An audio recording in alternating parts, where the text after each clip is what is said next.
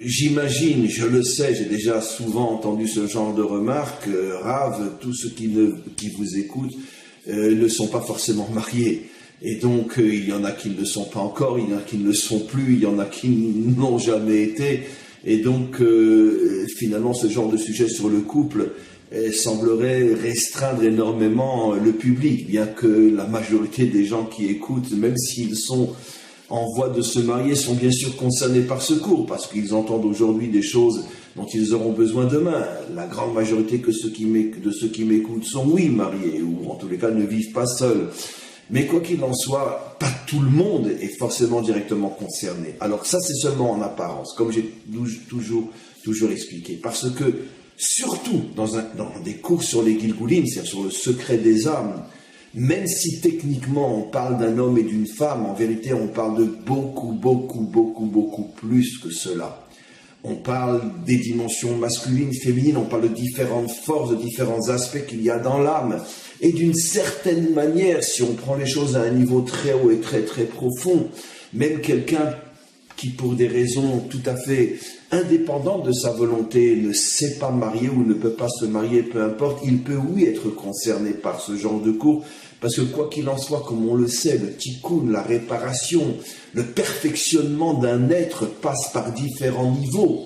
Et évidemment, quand on parle de mariage, le niveau le plus, on pourrait dire, le plus extérieur, dans le sens le plus concret, le plus réel, et surtout celui qui correspond le plus à notre monde, c'est effectivement un mariage réel, concret entre un homme et une femme. Mais malgré tout, si la Providence a décidé que telle personne ne peut pas ou ne se mariera pas, ça ne l'exclut absolument pas de ce genre de cours, parce que quoi qu'il en soit, il y a tellement de notions qui sont incluses, pour ne pas dire en vérité, toutes les notions de l'existence sont incluses dans le phénomène de la rencontre entre les deux dimensions, masculine et féminine, que finalement même quelqu'un qui n'a pas la dimension féminine ou masculine physiquement présente en face de lui est malgré tout concerné par ce genre de cours au niveau de son travail sur lui-même, au niveau de sa perception et compréhension du monde, où même sans avoir un corps physique masculin ou féminin devant soi,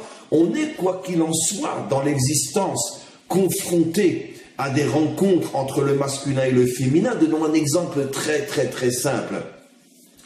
La mida de chesed, la bonté, l'ouverture, la tolérance, la patience, la charité, etc. Et toutes ces notions-là font partie de ce qu'on appelle une mida féminine, une qualité féminine. La rigueur, la justice, la sévérité, toutes ces notions font partie d'une dimension, d'une mida qu'on appelle masculine.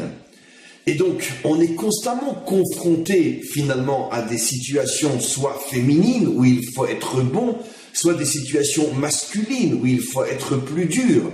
Et tout le problème, c'est de voir comment marier les deux.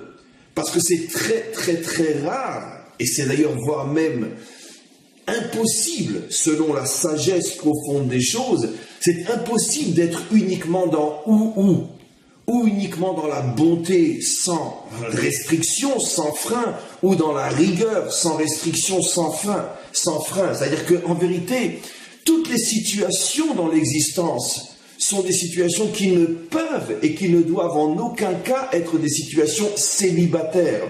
Une mida ne peut pas être célibataire. Une qualité, une force nafchique, spirituelle, psychique, ne peut pas être célibataire. Je ne peux pas vivre dans l'existence uniquement de charité, de bonté, de tolérance et d'ouverture. Des milliers de mes cours traitent de ce problème. D'un autre côté, je ne peux en aucun cas vivre uniquement de sévérité, de justice, de rigueur, etc. Je suis constamment obligé de faire un izoun, c'est-à-dire de trouver un juste équilibre entre les deux. Et c'est parfois dans cet équilibre, attention, un équilibre ne signifie jamais, absolument jamais 50-50. Là aussi, une grande, vous voyez, j'ai à peine commencé à ouvrir la bouche sur le sujet finalement de ce misoug, de cette union entre les deux dimensions que déjà, et je sens que je pars vers l'infini. On ne peut plus s'arrêter quand on ouvre la bouche sur cette notion, parce qu'en vérité, absolument toute l'existence, toute l'histoire des peuples, des civilisations, des religions, des communautés, des individus. Tout est en vérité dans la sagesse qui nous permet de comprendre l'union entre les deux. Mais qu'est-ce que j'étais en train de dire? Ce n'est jamais du 50-50. Le contraire, absolu contraire de la grande théorie occidentale qui veut l'égalité, on pourrait dire, quantitative dans tout et partout. L'homme et la femme sont absolument égaux. Tout ce que l'homme fait, la femme doit pouvoir le faire et vice-versa. C'est-à-dire qu'en vérité, cette recherche d'une égalité qui est purement technique, quantitative, détruit le fondement même de la sagesse authentique qui nous permet de comprendre que chaque situation est à traiter, est à voir, est à comprendre selon la spécificité de la situation, du contexte, du temps et de l'espace. Donnons un exemple simple. Je viens de dire tout à l'heure qu'on ne peut en aucun cas vivre avec des midotes, des qualités célibataires. Je ne peux en aucun cas décider d'être toute ma vie un homme bon. Pourquoi? Parce qu'il y a des situations où je dois faire preuve de sévérité. Et que précisément la bonté dans une situation où il faut faire preuve de sévérité, cette bonté est destructrice. Vice-versa, je ne peux pas vivre avec la qualité sévérité célibataire toute ma vie, parce qu'effectivement, de nombreuses situations nécessitent de la sévérité, mais il y a parfois des situations où il faut avoir de la pitié, de la compassion, il faut être bon. Et donc, si tu refuses d'être un homme bon à un moment où la sévérité est destructrice, eh ben tu détruis le monde. Maintenant, après avoir compris ce principe, l'autre erreur, celle de l'égalité quantitative, technique, on est exactement les mêmes, cette égalité est aussi destructrice que la première. Parce qu'il n'y a pas de situation dans l'existence 50-50.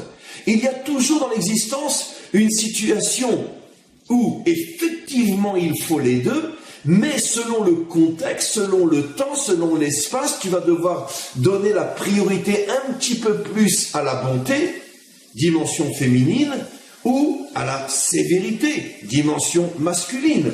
Tu ne peux pas avoir du 50-50. Ce qui veut dire qu'en vérité, l'égalité dans le sens occidental, bête et idiot, n'existe pas. La véritable égalité, c'est tout simplement de permettre à chacun d'être le leader au moment où c'est à lui d'être le leader. Mais c'est impossible que ce soit toujours du 50-50. C'est impossible. C'est pas la réalité, c'est pas la vie, c'est pas l'existence. C'est un fantasme créé par la philosophie occidentale qui a tellement de complexes et tellement de problèmes avec elle-même qu'elle cherche finalement à créer des principes qui n'existent pas dans la réalité. C'est absolument impossible. Il n'y a pas deux capitaines du même bateau qui tiennent en même temps le même volant et que chacun a son propre désir d'aller à son propre endroit. Le bateau n'ira que là où celui qui est le plus fort prendra le dessus sur le volant.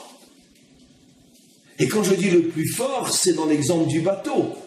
Mais dans l'exemple de la vie, c'est le plus sage dans ce contexte précis, où parfois il faut, oui, céder le volant au capitaine féminin, et des fois il faut, oui, céder le volant au capitaine masculin. Mais d'un autre côté, le capitaine masculin ne peut pas dire au capitaine féminin va dans la cabine, on n'a plus besoin de toi, et vice-versa. Parce que peut-être maintenant, pendant 1 heure, c'est le capitaine masculin, mais dans 1 heure et demie, il faut absolument que le volant soit entre les mains du capitaine féminin. Ce qui veut dire que, je n'ai bien sûr pas du tout encore commencé le cours, mais toute cette introduction qui finalement elle nous rappelle des choses déjà tellement entendues et tellement vues, mais qui sont tellement importantes, tout ça pour nous faire comprendre qu'en vérité c'est évident que l'aboutissement de toute compréhension, c'est le réel, le concret, le vécu physique et dans ce monde matériel. Ce qui veut dire que c'est effectivement juste que l'aboutissement le plus fort de toute cette sagesse qui permet d'unir le masculin et le féminin, l'aboutissement est dans le mariage réel entre un homme réel et une femme réelle. Mais on doit avoir une émouna, on doit avoir une foi sans la moindre faille, sans le moindre doute, et savoir que finalement, il y a les grands principes, il y a ce qui devrait en principe être, et il y a aussi toutes les exceptions à la règle qui font partie de la manière dont le maître du monde dirige son monde et nous dirige. Et parfois, pour telle ou telle personne, le maître du monde a décidé que dans cette tranche de vie, elle serait seule. C'est-à-dire, elle n'aurait pas le compagnon ou la compagne physique réelle à côté de lui ou à côté d'elle. Mais ça n'empêche que 99,9% des notions que l'on doit comprendre, expliquer, intégrer en ce qui concerne le couple, concernent même la personne que le maître du monde aura mis dans une situation où elle ne pourra pas expérimenter réellement, concrètement, sur le terrain, dans la réalité, ces notions-là. Donc c'était une mise en préparation qui est pour moi très très très importante. Comme vous le savez, je considère qu'un enseignement de Torah doit toucher tout être humain, quel qu'il soit, partout où il soit, quelle que soit la situation dans laquelle il se trouve, parce qu'un enseignement de Torah qui ne s'adresse qu'à une partie du monde, qu'à certains aspects de ce monde, ou certaines personnes, ou certaines communautés, ou certains peuples, ou un certain temps, un certain espace, c'est pas de la Torah.